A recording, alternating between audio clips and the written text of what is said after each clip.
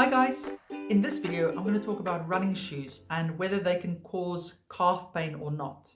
So my name is Maryke. I'm one of the physiotherapists from sportsinjuryphysio.com, where you can get online physiotherapy assessment as well as treatment for your injuries. So have a look at the description of this video if you want a link to our website. Okay, so running shoes can definitely contribute to calf pain, and there are two main reasons for that. The first is all about the heel to toe drop. So what I mean about that is, if we look at the height of the heel when you've got your trainer on versus where your toes are, that's basically the angle your foot's going to sit at.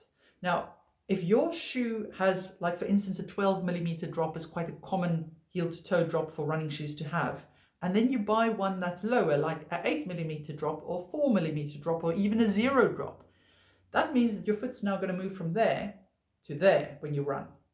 So where whilst you were running, your calf muscle just worked through that range of motion, now it has to work all the way down. So there's a whole extra range of motion where that calf muscle isn't used to working. So say for instance, you make the switch and you just carry on with your normal mileage. That calf muscle is going to find that normal mileage that you're doing really, really hard work because it's not used to that range of motion. And the other thing to remember is, when we think of muscles and how strong they are in different ranges, if we can take my biceps muscle for instance, if the muscle is lengthened and it has to contract, it's harder work for the muscle because the fibers are just not at the optimal level there. So if we think of the calf, if the calf muscle, if your heel is all the way to the floor, that's the harder point for the muscle to contract because again, the muscle fibers are more lengthened. And it's absolutely fine. If you've trained your muscle to be happy to that level and is used to it, it will be strong in that level. But if you now switch from heel toe drop that's high to low, it will be a double shock for that muscle. So that can be the first reason why a running shoe can be causing calf pain for you.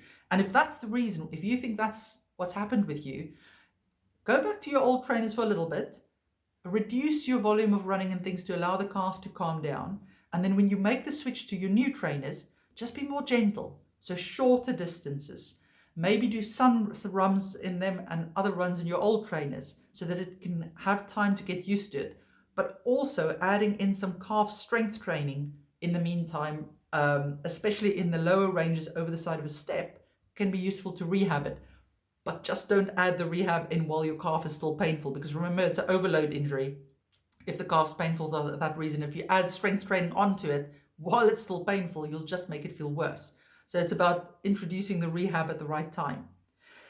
Then the second reason is if your shoe is a bit more unstable than what you're used to, and your soleus muscle especially has to work harder than what it's used to. So if we think of the calf muscle, you've got the gastroc at the top, which is the nice bulky bit that we can all see when you tense your calf, and then lower down towards the heel, you've got the soleus, and it's the deep level muscle.